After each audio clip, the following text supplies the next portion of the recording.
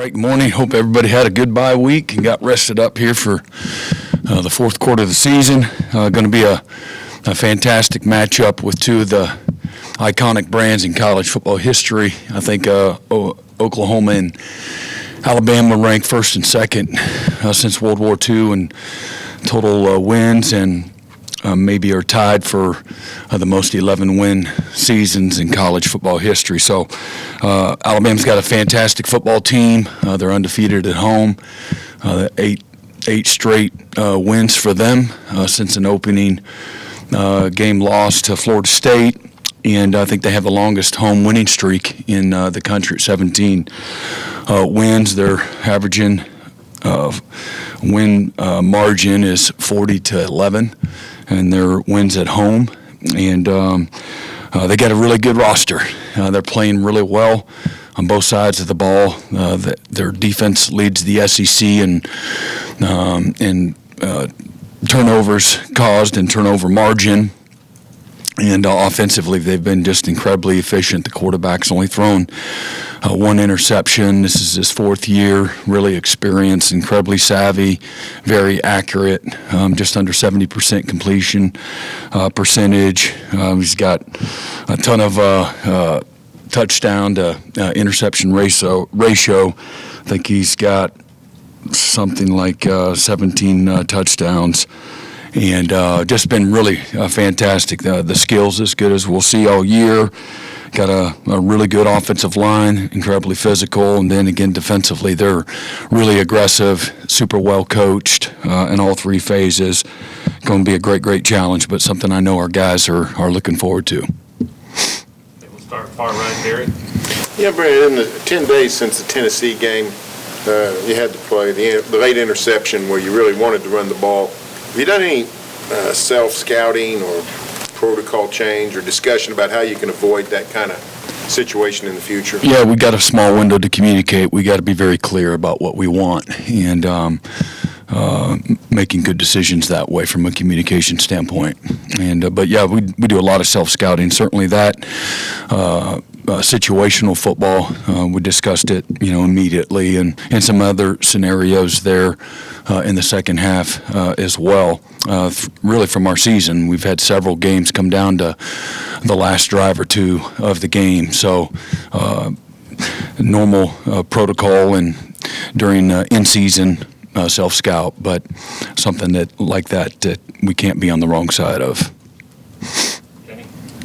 Brent, I know John's won a lot of big games before, but post-hand surgery, winning at South Carolina, and then winning at Tennessee the way you guys were able to win that game, I don't sense that he lacks for confidence, but to get that win in Neyland, how influential do you think that is for him, or how important do you think that was for him? Yeah, I think it's important for any player, for the team, as you develop your identity and guys start to gain confidence as the season goes on from improving and going through the challenges of game day and everything that presents. You learn from all of it.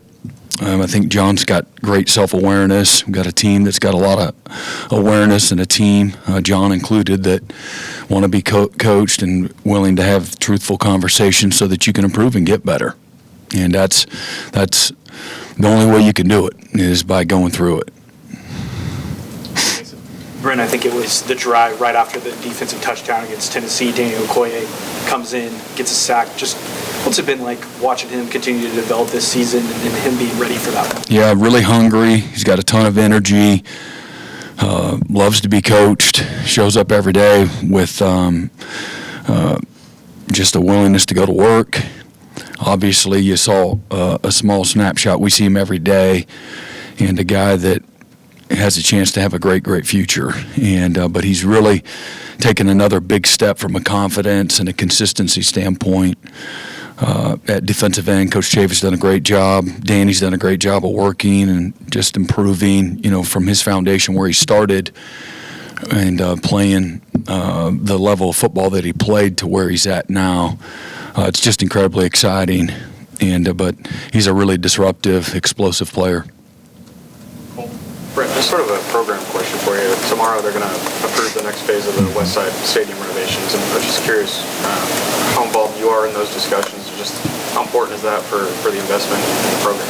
Yeah, I'm not, some of the level of detail, it's not, I'm not included in those conversations, but it's incredibly exciting. I think it shows a commitment to, our fans, certainly our players, our program, the things that it's going to potentially provide from a game day experience. And just, again, it's 100 years old, the stadium is, and so it's coming right at the right time. And I know there's things that have to take place tomorrow to ensure that, we can take the next step in that direction. But I think everybody's going to be excited when all the details and the renderings come out, whenever that is. But it's also a source of pride, for our university community as well.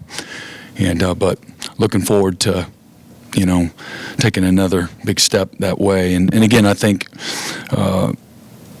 I don't want to get into all those details. It's not really my lane, but there's been incredible support, financially speaking, to make it happen as well. Mm-hmm. George? Yeah, Ron Grubb, their offense coordinator, has had tremendous success with some of his quarterbacks going back to Michael Penix a couple years ago at Washington, Ty Simpson this year. What is it about his scheme and his system that makes it so quarterback-friendly for guys? It just knows how to create leverage in formationing and motions, understand defense very well. They do a lot of things at the line to put them in an advantageous position. So they do a lot of, if it's blitz, do this. If it's man, do this. If it's, zone coverage, do that. And so they do a good job of teaching the quarterback those things, giving them a lot of autonomy at the line of scrimmage to stay away from negative plays, to help them stay on schedule, to be efficient. So does a really good job, So what does that look like on game day? Just the quarterback being an extension of the offensive staff. And so well-versed for the quarterback, very efficient for the quarterback, understanding, how to create access in the throwing game. And they do that by, again, a lot to their play design. Mm-hmm. Left side, Jesse. Brent, kind of along those lines, you talked about Ty Simpson. He's a guy that's been there for a long time, but this is his first year as the starter. Just what has stood out about him, and specifically the efficiency? What has maybe allowed him to be so efficient? Yeah, well, he's a coach's kid. His dad's a college football coach, and so he's been around the game, and so he's got good instincts for it. Again, well-versed in, what they're trying to do, and then understanding what he's seeing. But he's got great maturity, really good decision-making, very decisive. He's got great arm talent. And, again, keeps him out of bad plays. You go back and, again, their turnover margin, they lead the SEC in turnover margin. And that there's not a stat that's more important than that. And taking care of the football, making good decisions, not putting them in harm's way is the job of the quarterback. And when you've got good players, you've got good coaches, and you take care of the ball, good things, will happen. I think since 23, when we've won the turnover margin, I think we're 16-0.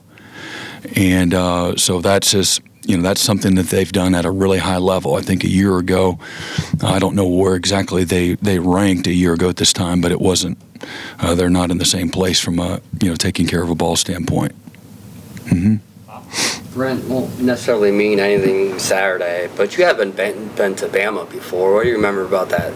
Yeah, just electric atmosphere, tremendous game day pageantry, a very prideful fan base. There's a few more people in the stadium now. It'll be over 100,000 people. But it's just electric. Great game day experience. Okay, back to the right side, far right, Ryan Abrams. Yeah, bro, I wanted to ask you about Grayson Hall. And what stood out to you most about his development, especially this year, and the way that he's attacked that? Yeah, just, again, full of energy, very passionate. He's developed into a leader. So he's got a little more centralized focus to him, where maybe in the past he's a little bit messy. And he cares about the program. He's heavily invested. Was a tremendous athlete when he got here. Played defensive end, was a tight end mainly in high school, and he's really worked hard to develop, put on the size he needs to so that he can hold up at the point of attack. He's took a huge step a year ago in his ability to both rush the passer and play against the run with his block rec, his pad level, just his explosiveness again at the point of attack and his ability to anchor. So those have taken big steps over the last 12 to 16 months. And but the most notable change for him is just how he's really matured into a fantastic, emotional, well-versed leader. He when he speaks in front of the team, the guys listen, and so they do that because of the amount of time, effort, and energy he's put in, to his career. And again, he cares about the locker room and the team, this team's opportunity. So couldn't be more proud of him and the way he's really just kind of grown up here the last several years. And then he's got a very unique skill set when it comes to rushing the passer and getting off on the rock. So he's playing his best football at the end of his career, which is right on time for most guys. Mm-hmm. Ryan Chapman.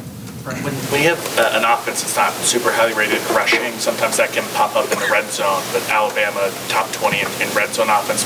As you study them, what makes them so good at being able to get it done in the red zone, even if they're not a top 5 rushing attack or something like that? Yeah, they just they're very efficient. They against out of the negative plays there. They've got a lot of excellent play design concepts when they get down into the red zone, and they understand defense and how defense works. That's when I watch them, that's what I see. And so they try to put you in conflict and attack your rules and things of that nature. So they're really smart that way, understanding what you do.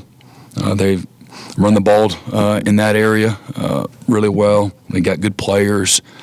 But again, at 92%, conversion rate, that's really, really high and efficient. So I think they're comfortable in that space. It looks like they spend a lot of time there. Yeah, Brent, saw you got to be on the sideline at Clemson to see Tyler, obviously not his senior night, but close to it. I guess, what was it like for you just to get to be on the sideline and watch your son? And also, how difficult is it to turn off the coaching switch and just be a dad for a Saturday like that? Yeah, well, I don't get very much of an opportunity to do that, if at all. So it's fun, to be there, for him and his moment, his journey.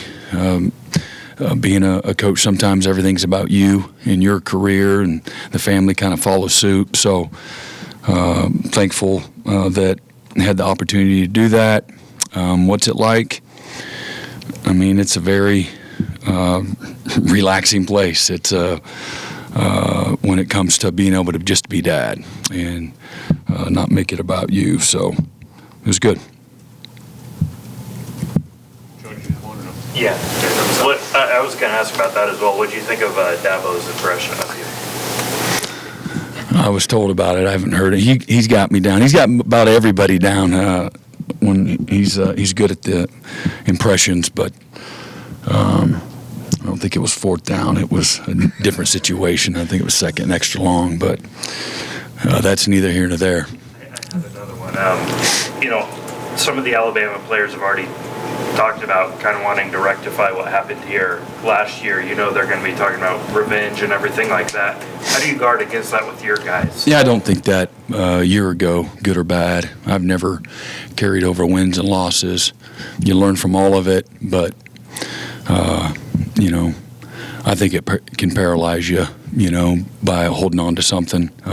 Motivated, yeah, but I think the motivation for everybody is because what the opportunity is sitting in front of us. It's a top 10 matchup, and there's a lot that's on the line. The season for both of us, is impacted by the result, at the end of the night. So, they're different, we're different. Certainly it's at their place, but who wouldn't be excited to play? Oklahoma, Alabama. Going to be on a huge stage. Again, as I opened up, two iconic programs, two of the winningest programs in college football history, certainly the top two since World War II. And I think that's in itself enough to get excited about.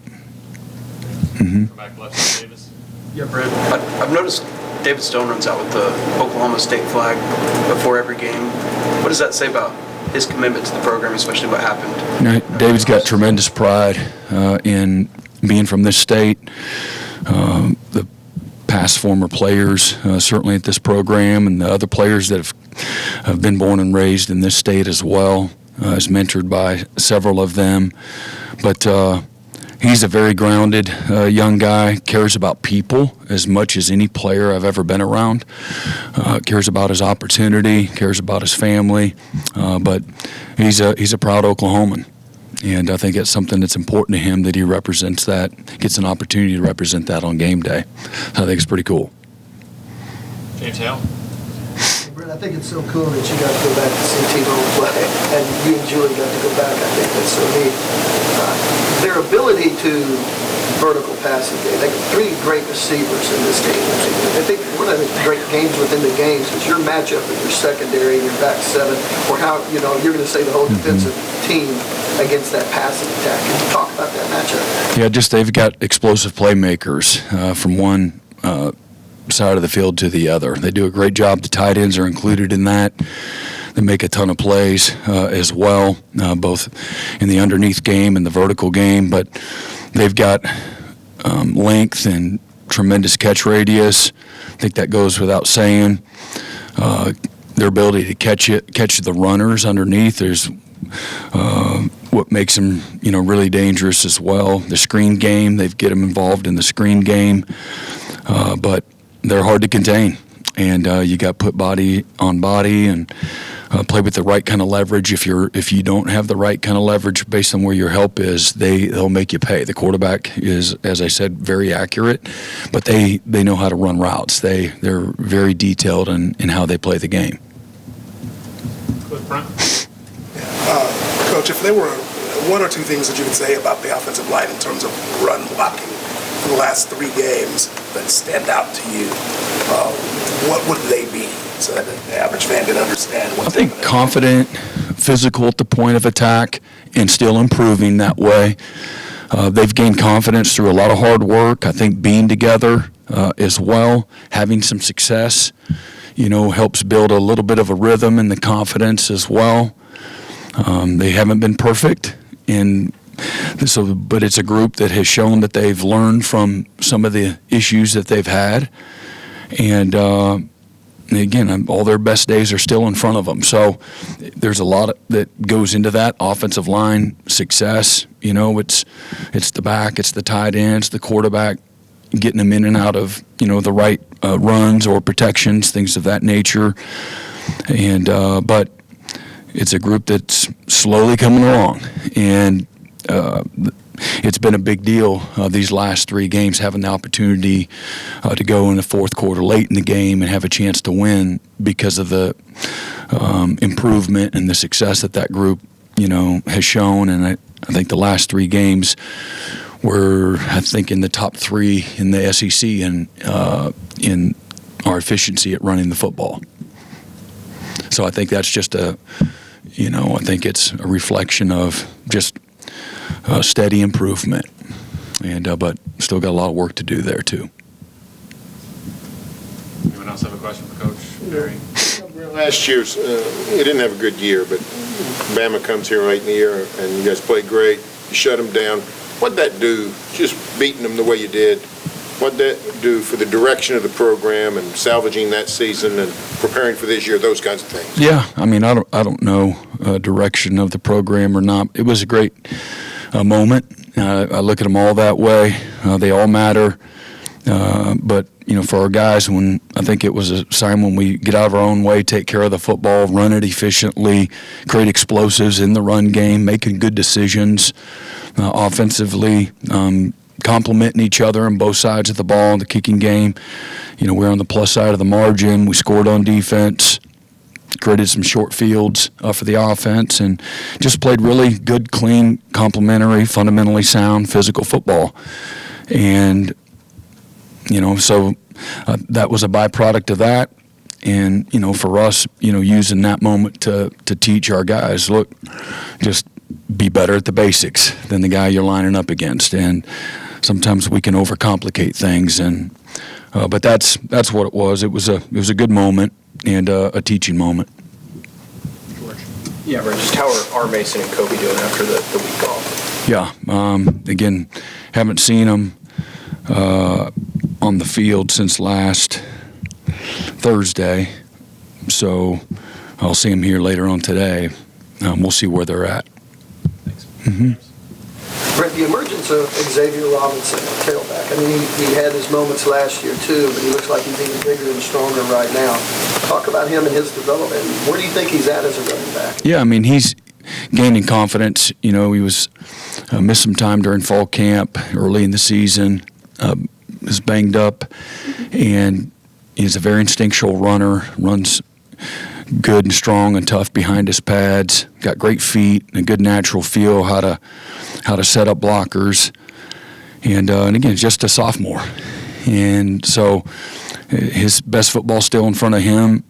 He's becoming a complete back when it comes to protection and understanding the entirety of the offense. He's a good weapon out in space. He's a load to handle out in space, when he catches the ball and gets vertical as well. So he has great balance, hard to, knock off his feet, and got to take care of the ball. That's a big part. These guys are going to come hawking at the football, and he'll be the first one to, tell you that. He's got to continue to improve with, ball security.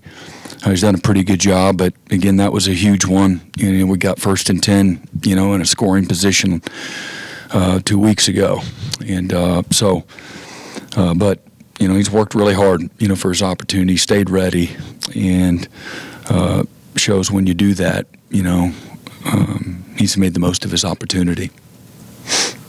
All right, last one, Joe Masato. Yeah, I just wanted to. You went from coaching Tyler to now watching him from afar. Can't remember if we've talked about this in the past, but what was the kind of conversations with him where he wanted to stay at Clemson, finish his career there, now in his 6th year, rather than maybe come here with you? Yeah, well, he was like, what should I do, Dad? I'm like, well, this is your decision. These are, this is what kind of going from boyhood to manhood's all about. I said, you got to, follow your dreams. This is mine. And, he worked hard for his opportunity there. All of his best friends were there. He had established himself as a leader and player there. Might have been a girl that kept him there too. I don't know. You have to ask him. No, she's great, but a lot goes into that. And would I have loved to see him every day? Selfishly speaking, absolutely. But I think as Julie and I look back at it, we've seen more growth and maturity that's taken place in the several years that we've been here, where things aren't as comfortable, for him having mom and dad right there, and you just got to kind of figure out things and build your own opportunity and your own name, so to speak. It's been a lot of fun for us to watch that take place. And if I didn't trust the people there like I trust them, then maybe it was a different conversation. And that was, as I'm trying to help him navigate, I'm like, look, what do you think of your day-to-day environment? Who you would be doing life with, who would mentor you, who would coach you? And if you don't feel great about it, then this is an easy decision. But if the people are fantastic, if the people are genuine, if the people are gonna, care about you as a human being as much as a player, and I told Coach Sweeney, I've thanked him many times just for investing. If anybody's had a child and has had people that have been really good at investing in them, in their soul and in their manhood, in their just impact and influence, then you would be the first one to admit you can't put a price on that. You can't put a price on it. And so we have a great piece Julie and I, just about the environment that he's been in day to day, and have seen this exponential growth and maturity into just a really good young man that knows what he wants in life and knows how to lead and cares about people. He's got a tremendous work ethic and just a lot of really cool stuff that you want to see, from all your children. So it was really his decision, but one that we encouraged him to chase your dream and what you want in life, and we'll always have your back, and that's what FaceTime's for. He said he wants to go into coaching. How does that make you feel? No, I mean, you're conflicted as a dad. I'm on this side of it, and there's the coaching profession is the greatest profession on the planet, in my opinion. And you got to be willing to take the good with the bad and the bad with the good. There's nothing easy about it. And I've had this incredibly favored career. And my message to my kids is that this isn't the norm. But I've been able to be around some amazing, successful, very, very successful people.